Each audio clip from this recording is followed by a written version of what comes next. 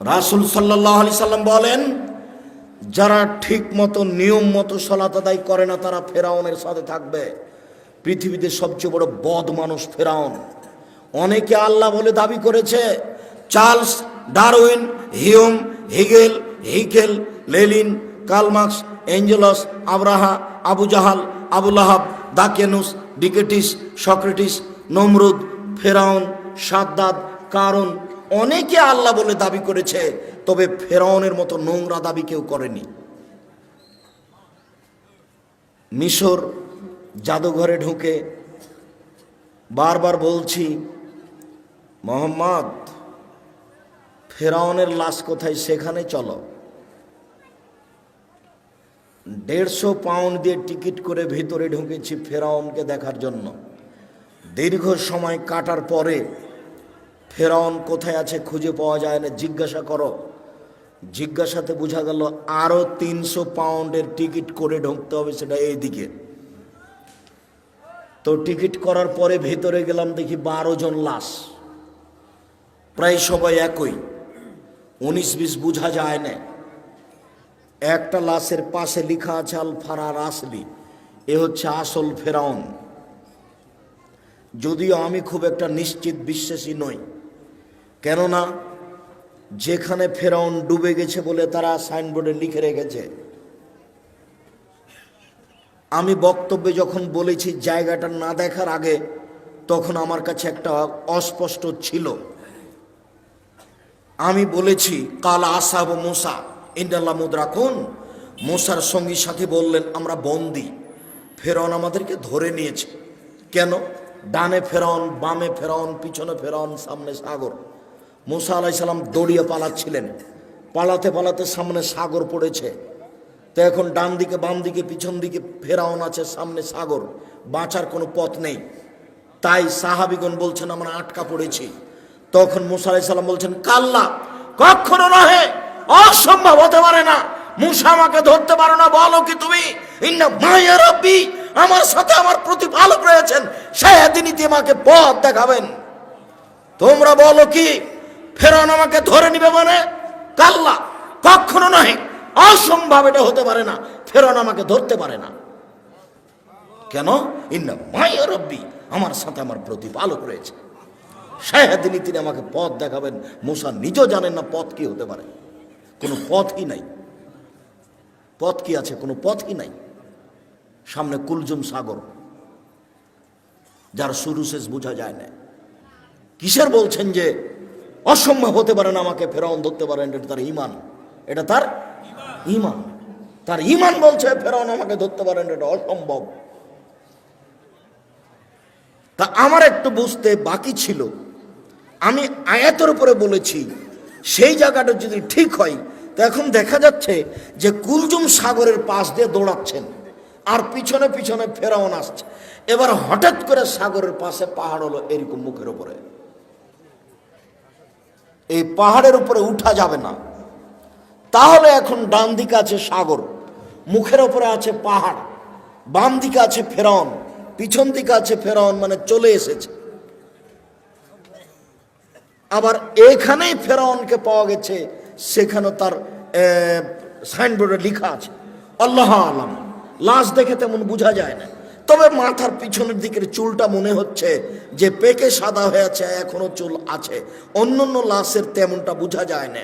আর হাতগুলি দেখে মনে হচ্ছে যে কুষ্ঠরোগ সাদা সাদা ভাব। অন্য হাতগুলি সব কালো হয়ে আছে, মমি দিয়ে কালো করা আছে। 12টা লাশ একসাথে আছে, 3টা মহিলা আর 9টা হলো পুরুষ।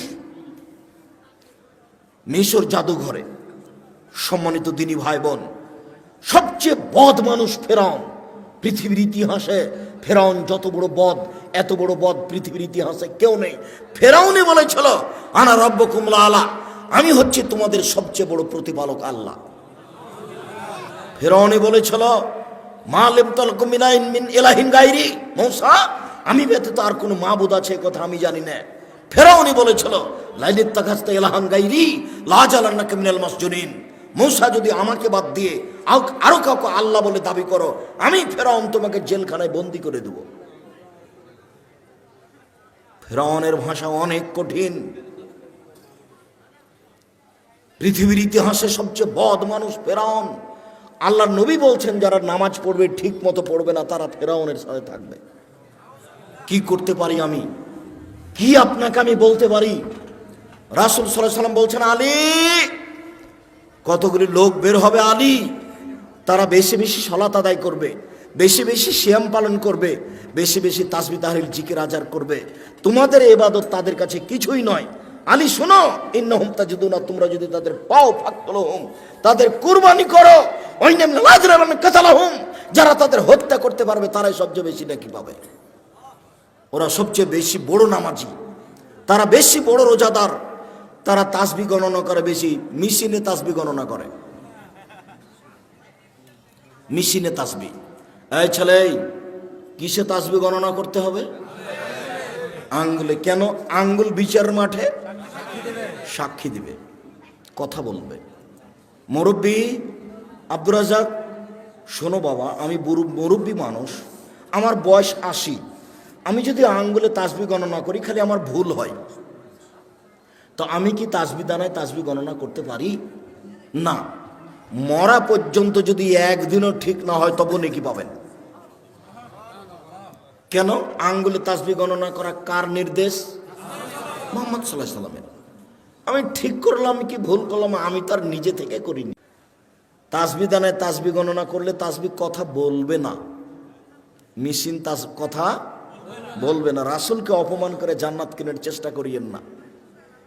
সম্মানিত দিনী ভাই বোন, আমি বলিনি যে আপনি, তবে আল্লাহ রাসূল বলেছেন এক শ্রেণীর নামাজিকে তোমরা হত্যা করো।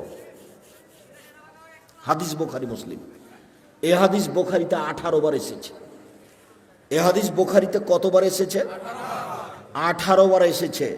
শুধু তাই বলেনি, তাদের বলেছেন তোমরা হত্যা করো, আদ সামুদের মতো হত্যা করার মতো করে, একেবারে মায়েরা একাকার করে দাও। আরে আমি নামাজ পড়লাম তারপরে অবস্থা, তাহলে বোঝা যাচ্ছে যে নামাজ রাসূলের না হলে কবুল হবে না। তাহলে একটু দেখি কিভাবে। সাল্লু কামা রাআইতুমুনি উসাল্লি, পৃথিবীর মানুষ তোমরা সালাত আদায় করো যেভাবে আমাকে সালাত আদায় করতে দেখছো। তো এখন কি মুহাম্মদ সাল্লাল্লাহু আলাইহি ওয়াসাল্লাম বেঁচে আছেন? তো কিভাবে দেখবেন? হাদিস, ফাজাইল আমল, রিয়াজুস সালেহিন দেখেন, বুখারী দেখেন। বুখারী বললে তো মনটা খারাপ হবে, তো বুখারী থাক আপাতত আজকের জন্য।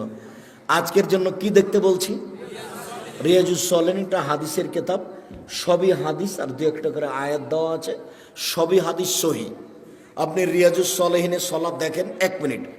আল্লাহু আকবার, আল্লাহু আকবার বলার পূর্বে কোনো কথা বলবেন না। নাওয়াইতু নুসাল্লি বললেই চলে গেছেন। মানে আমার একটি কথা জানা থাকলে অন্যকে বলো, বনী ইসরাইলের কাহিনী বলো। কেউ যদি কোনো কথা আমার নামে বলে, সেই কথা যদি আমার না হয় তাহলে তার থাকার জায়গা জাহান্নাম। নয়তো নুসাল্লি আরবা রাকাতিন লিজোহরে, জোহরের 4 রাকাত সালাতের আমি নিয়ত করছি, মর্মে যদি কোনোদিন নিয়তের দোয়া প্রমাণ হয়ে যায়, আমি আব্দুর রাজ্জাক বিন ইউসুফ নোয়াখালী লক্ষ্মীপুর আসা তো দূরের কথা, আর জাতির সামনে দাঁড়াবই না। আল্লাহ, আল্লাহর কসম, আল্লাহর কসম, আমি আর কোনোদিন দাঁড়াবো না। যদি নাওয়াইতু নুসাল্লি আরবা রাকাতিন লিজোহরে, জোহরের 4 রাকাত নিয়ত করছি সালাতের, এটা যদি প্রমাণ হয়ে যায়। তো নিয়ত কি আব্দুর রাজ্জাক সাহেব? মনের পরিকল্পনা। ওই যে আজান হয়েছে, এখন অজু করতে যাচ্ছেন, বলেন তো কিসের অজু করতে যাবেন? সালাতের, জোহরের সালাতের। এটার নাম নিয়ত। যেটা অন্তরে জাগে, যেটা ভাবেন, সেটার নাম নিয়ত। নিয়ত মুখে নয়। আমার একটি কথা জানা থাকলে অন্যকে বলো, বনী ইসরাইলের কাহিনী বলো। কেউ যদি কোনো কথা আমার নামে বলে, সেই কথা যদি আমার না হয় তাহলে তার থাকার জায়গা জাহান্নাম। সালাম ফেরার পরে আপনি মাথায় হাত দেন, আমি নিষেধ করিনি। তো যদি মাথায় হাত না দেওয়া থাকে তাহলে কি হবে? আপনি অজু করার সময় কাঁধ মাসা করেন, আমি আপনার কাঁধ মাসা বন্ধ করতে আসিনি, করেন আপনি। কিন্তু মুহাম্মদ সাল্লাল্লাহু আলাইহি সাল্লামের যদি প্রমাণ না হয়ে থাকে কাঁধ মাসা, তাহলে আপনার কি হবে?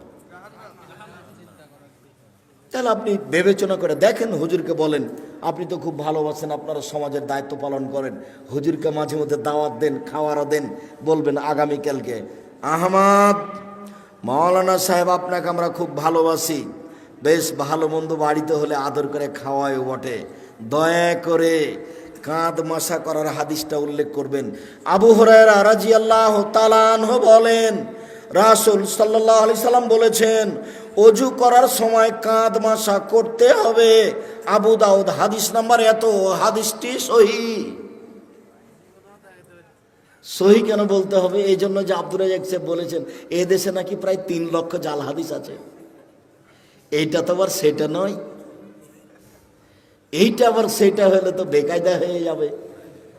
ফাজাইলে আমল বই লেখা আছে যে আদম আলাইহিস সালাম ভারত থেকে 60,000 বার হজ করতে গেছেন। তাহলে 60,000 বার যদি হয় তাহলে বছরে একবার হজ, তাহলে আদমের বয়স কত? 60,000 বছর। নেন এবার কোন দিক থেকে কোন দিকে লেগে গেছে। হুজুর একবারই বেখাপ্পা কথা বলেছেন, একইবারই যে মানায় না। আমার এক চাচাতো ভাই বরিশাল থেকে এক মুফাসসির গেছেন তাফসির করতে। তো তাফসির শুনে এসে আমাকে বলছে যে তোরা ওইসব তাফসির জানিস না। আচ্ছা কি তাফসির একটু বলেন, তোরা ওগুলো জানিসই না, কিছু তো বলবেন, সেটা কি তোরা জানিস না? তো আচ্ছা বলেন শুনি।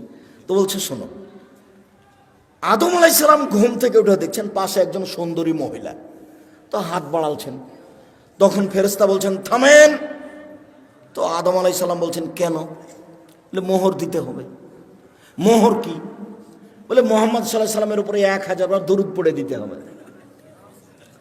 কোরআন মাজিদে সূরা বাকারাতে আল্লাহ বলেছেন যে আমি আদমকে সব কিছু শিখিয়ে দিয়েছি, সব কিছু। তো বউকে কিভাবে হালাল করতে হবে সেটাই তিনি জানলেন না? আরে নিজের বউকে হালাল করাই জানলেন না? শুনুন, কিয়ামত পর্যন্ত মুফাসসির সাহেব তাফসির প্রমাণ করতে পারবে না। এদেশে একটা বই পাওয়া যায়, বইয়ের নাম তাফসির কি মিথ্যা হতে পারে? মানে জিজ্ঞাসাবোধক নাম। ওই বইয়ে যা তাফসির আছে সবই মিথ্যে।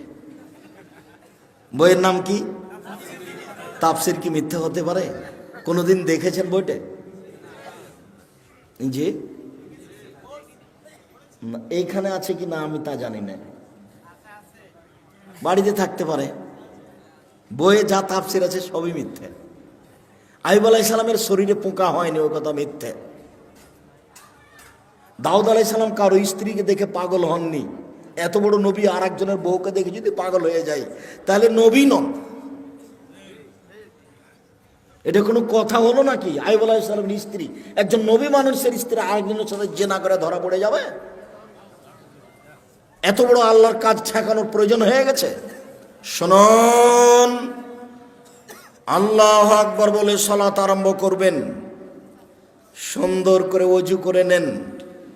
পেশাব পায়খানার প্রয়োজন থাকলে সেরে আসেন। পানি দিয়ে পবিত্রতা অর্জন করবেন। পানি না থাকলে ঢেল টিস্যু পেপার। আগে ঢেল টিস্যু পেপার পরে পানি, এই কথা মিথ্যে।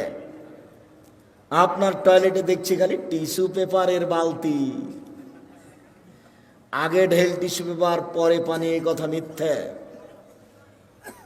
ঢেল টিস্যু পেপার নিয়ে 40 কদম হাঁটতে হবে, এটা নোংরামি। পায়ের উপরে পা উঠিয়ে খক খক করা বেহায়াই। আপনি মনে কষ্ট নেন না, আপনি আমার দিনী ভাই। আপনি পবিত্রতা অর্জন করছেন এভাবে।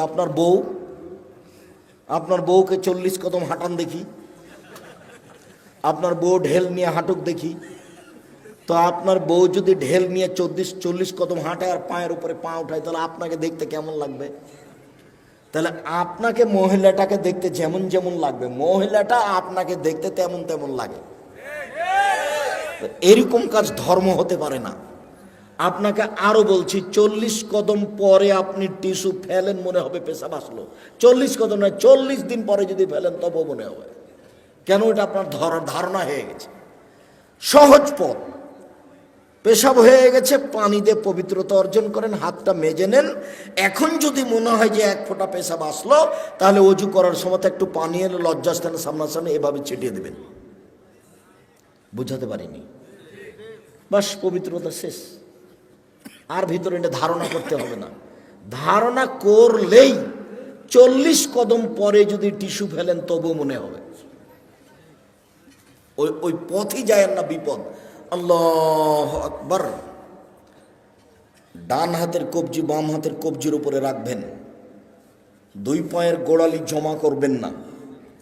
রাজশাহী চাঁপাইনবাবগঞ্জে মহিলা বৈঠকে মহিলারা বলছে, বুবু নামাজে যখন দাঁড়াবা বুবু তখন দুই পায়ের গোড়ালি জমা করে দিও বুবু, যদি দুই পায়ের গোড়ালি ফাঁকা রাখো বুবু তাহলে লজ্জা স্থানের যোগাযোগ বুবু মাটির সাথে হবে, মাটি অভিশাপ করবে। বুবুর সব কথাই নাকি বুখারীতে আছে। বলছে বুবু যখন সিজদা করতে যাবা বুবু তখন হাতে যেমন মাটিতে পড়ে যায় তেমন মাটিতে পড়ে গিয়ে আঁটো সাঁটো হয়ে সিজদা করিও বুবু। বুককে যদি উরু থেকে পৃথক রাখো বুবু তাহলে স্তন ঝুলন্ত থাকবে বুবু, পর্দার ব্যাঘাত ঘটবে। বুবুর সব কথাই নাকি বুখারীতে আছে। বলে হিসাব বুবু ব্লাউজ গায়ে দিয়ে আছে, শাড়ি পরে আছে, শাড়ির ওপরে চাদর আছে, বুবু ঘরে পড়ে সালাত, ঘরে বসে সালাত আদায় করছে, ঘরের মধ্যে সালাত আদায় করছে, পর্দার ব্যাঘাতের কোনো প্রশ্ন আসে না। মুহাম্মদ সাল্লাল্লাহু আলাইহি সাল্লাম যেভাবে সালাত আদায় করতে বলেছেন পুরুষ নারীকে এভাবেই সালাত আদায় করতে হবে, এটাই চূড়ান্ত হিসাব। পৃথিবীর কোনো মানুষের সালাত আদায়ের জন্য ব্যতিক্রম কোনো প্রমাণ হবে না, সহিহ হাদিস দ্বারা প্রমাণ পেশ করতে হবে। অন্যথায় যা করেছি ভুল হয়েছে, এখন যা দেখছি বাস্তব সেটাই করতে হবে। আল্লাহু আকবার, আল্লাহ আকবর বলার সময় এরকম করতে হবে না, আল্লাহ আকবর এটা চলবে না, আল্লাহ আকবর এটা চলবে না, আল্লাহ আকবর এটা চলবে না, তাহলে এটাও চলে না, তাহলে এটাও চলে না, তাহলে এটাও চলে না। তাহলে কি করতে হবে? কাঁধ সামনাসামনি, একাধিক হাদিস দেখেন, কাঁধ সামনাসামনি, আল্লাহু আকবার, কানের লতি সামনাসামনি, একটু উপরে, আল্লাহু আকবার, সামনাসামনি। হাদিসের শব্দ সামনাসামনি, আপনাকে আমি কি দিয়ে বুঝাই? কেন আপনি আঙ্গুলটা এখানে নিয়ে আসলেন? কেন আপনি এরকম করতে গেলেন? কেন আপনি এরকম করলেন কেন? আল্লাহু আকবার। ডান হাতের কবজি বাম হাতের কবজির উপরে রাখেন, সহিহ হাদিস। বাহুর ওপরে বাহু রাখেন, সহিহ হাদিস। বাহুর ওপরে বাহু রেখে যদি ছেড়ে দেন তাহলে বুক থেকে একটু নিচে যাবে, পেটের ওপরে থাকবে।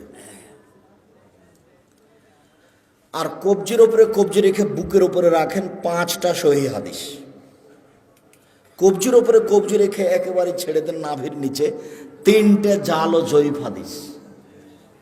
আপনাকে আমি মানার জন্য বাধ্য করিনি,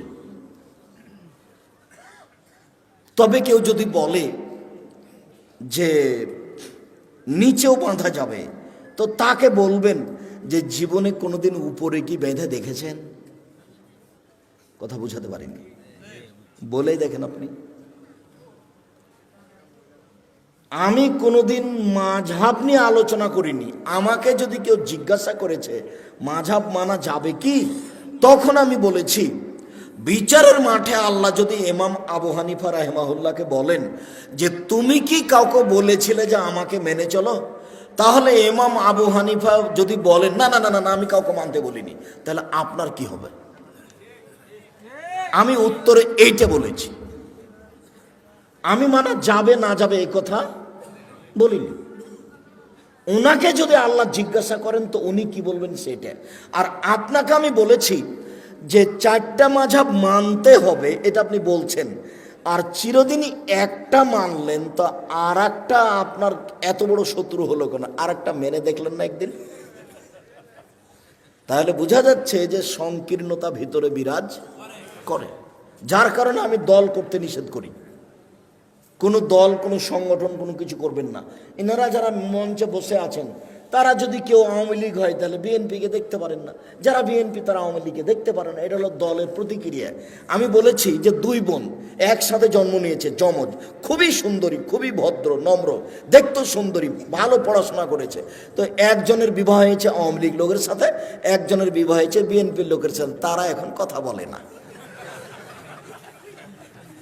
এটা কি হলো? এটা হলো প্রতিক্রিয়া, এটা হলো প্রতিক্রিয়া, এটা হলো সংকীর্ণতা। জেহেনটা খালি রাখেন, শুধুমাত্র আল্লাহ এবং আল্লাহ রাসূলের কথা মানব, তখন সব সহজ। আমি আমার জীবনে কোনোদিন বলিনি যে আমি যেটা বলছি সেটা মানেন। আমি বলেছি আমি যেটা বলছি সেটা সত্য।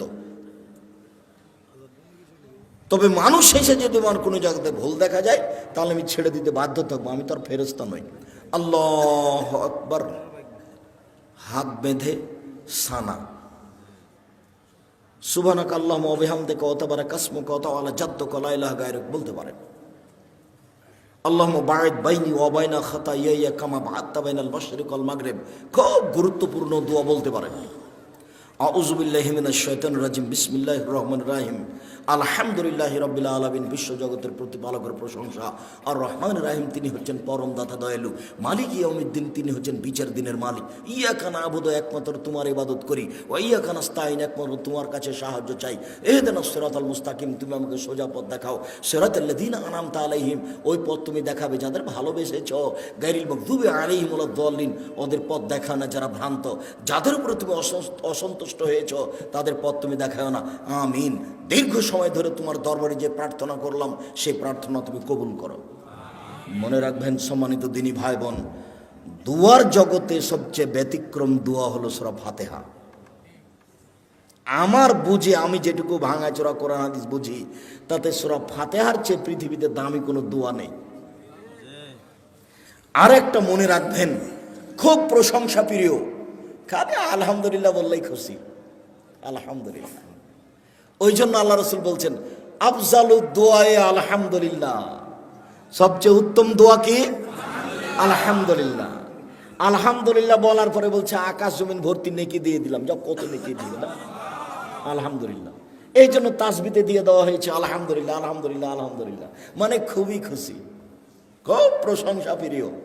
আপনি খালি আলহামদুলিল্লাহ বলেন খুব খুশি, সুবহানাল্লাহি ওয়া বিহামদিহি বলেন খুব খুশি, সুবহান রাব্বিল আযীম বলেন একবারে খুশিতে আটখান, সুবহান রাব্বিল আলা বলেন খুব খুশি, মানে আপনি তার খুব পবিত্রতা বর্ণনা করেছেন।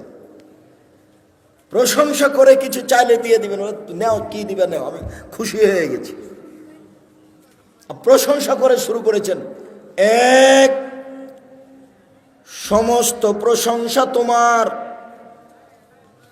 আর রহমানের রহিম পরম দাতা দয়ালু তুমি, মালিকে ইয়াউমিদ্দিন বিচার দিনের মালিক তুমি, ইয়াকা না'বুদু একমাত্র তোমারই ইবাদত করি, ওয়া ইয়াকা নাস্তাইন একমাত্র তোমার নিকটে সাহায্য চাই, ইহদিনাস সিরাতাল মুস্তাকিম তুমি আমাকে সোজা পথ দেখাও। ওরা বলে আমাকে এই পথের, ওরা আমাকে এই পথে ডাকে, ওরা আমাকে এই পথে ডাকে, আমি কোন পথে যাই? তুমি আমার একটা কথা শোনো, তুমি আমাকে সোজা পথ দেখাও। যার কারণে এই সূরাটার শেষে আমিন আছে, বিসমিল্লাহ বলে আরেকটা সূরা, আল্লাহু আকবার বলে হাত ছেড়ে দিয়ে রুকুতে যাবেন। হাত দুটি রডের মতো সোজা থাকবে, আঙ্গুলগুলি খোলা খোলা থাকবে, মাথা উঁচুও থাকবে না, মাথা নিচুও থাকবে না, পিঠটা এরকম উঁচু থাকবে না, সোজা থাকবে। দোয়া পড়েন সামি আল্লাহু লিমান হামিদা, হাত ওই পর্যন্ত উঠাবেন, দাঁড়িয়ে থাকবেন, যাবেন না সিজদায়, একবারে সোজা দাঁড়িয়ে থাকবেন। সব হাতের জোড়ের সব জোড়গুলিকে স্ব স্থানে যেতে হবে। রুকু থেকে উঠে যদি সিজদায় চলে যান, এ ইবাদত, এ নামাজ কবুল হবে না। দাঁড়িয়ে থেকে যান, দোয়া পড়তে থাকেন, দোয়া শেষ হয়ে গেলে সিজদায় চলেন। আমরা শেষের দিকে চলে এসেছি, সিজদায় চলেন। 7 হাড়ের উপরে সিজদা করতে হবে, নাক কপাল 1, 2 হাত 3, 2 হাঁটু 5, 2 পায়ের বৃদ্ধাঙ্গুল 7। সিজদায় হাত পা চুলকাবেন না। সিজদায় গিয়ে যদি গাও চুলকান তাহলে এখন মাটিতে আছে 6টা, বুঝতে পারলেন না? তাহলে আদে সমন্বয় হয়েছে, সলাৎ কবুল হবে না। সিজদায় গিয়ে যদি একটা পা উঠে আর একটা পা চুলকান তাহলে এখন মাটিতে কয়টা আছে? 6টা। অথচ সিজদার সময় মাটিতে কয়টা থাকবে? 7টা। নাক আগে না কপাল আগে এই কথা নয়, দুটাই মাটিতে লেগে থাকবে, এটা কথা। নাক কপাল 1, 2 হাত 3, 2 হাঁটু 5, 2 পায়ের বৃদ্ধাঙ্গুল 7।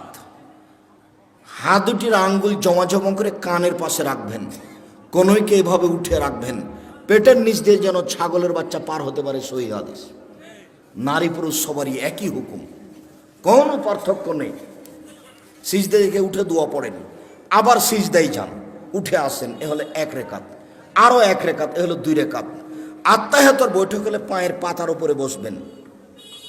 আর যদি সালামের বৈঠক হয় তাহলে বাম পাকে ডান দিকে বের করে দিবেন, নিতম্বের উপরে বসবেন, ডান পাটা খাড়ো হয়ে থাকবে, বাম হাতের আঙ্গুল জমা জমা করে হাঁটুর উপরে রাখবেন, ডান হাতের আঙ্গুলের কনিষ্ঠ আঙ্গুল এবং তার পরেরটা জমা করবেন। করেন তো দেখি। বৃদ্ধাঙ্গুলের পরের আঙ্গুলের নখের উপরে পেটটা রাখেন, অবিরাম নড়বে আত্তাহিয়াত হয়ে গেলে সালাম পর্যন্ত। একবার উঠানোর পৃথিবীতে ভুয়া হাদিসও নেই, এটা এমনিতেই চলছে। অবিরাম নড়বে, যতবার নড়বে ততবার শয়তানকে আঘাত করা। আত্তাহিয়াত, দরুদ, দুআয়ে মাসুরা। তারপরে আমার একটা পরামর্শ, সেটা কি বলেন তো? রব্বির হামহুমা কামা রাব্বায়ানি সাগীরা। বাপ মায়ের জন্য দোয়া করা, জাযাকাল্লাহ খায়ের, মনে আছে, ভুলবেন না সহজে। রব্বির হামহুমা কামা রাব্বায়ানি সাগীরা। হে আল্লাহ, তুমি আমার প্রতিপালককে দেখো, তুমি আমার বাপ মাকে দেখো, বাল্য অবস্থায় আমাকে যেভাবে দেখেছিল। এই দোয়াটা যেন না ভুলি, তার জন্য কি পরামর্শ আছে? 2 রেকাত সলাত। 2 রেকাত সলাত আদায় করে আল্লাহকে বলবেন যে একমাত্র দোয়াটা মনে রাখার জন্য আমি এই 2 রেকাত সলাত আদায় করছি, তুমি আমাকে কবুল করো। আসসালামু আলাইকুম রহমতুল্লাহ, আসসালামু আলাইকুম রহমতুল্লাহ। এরপরে যা কিছু হবে তা জিকির। সম্মানিত দিনী ভাই বোন, জিকিরের সবচেয়ে গুরুত্বপূর্ণ জিকির হলো আয়াতুল কুরসি। সালাম ফেরার পরে যদি কেউ আয়াতুল কুরসি বলে তাহলে জান্নাতে চলেই গেছে। তো ঢোকেনি কেন? মরেনি এই জন্য।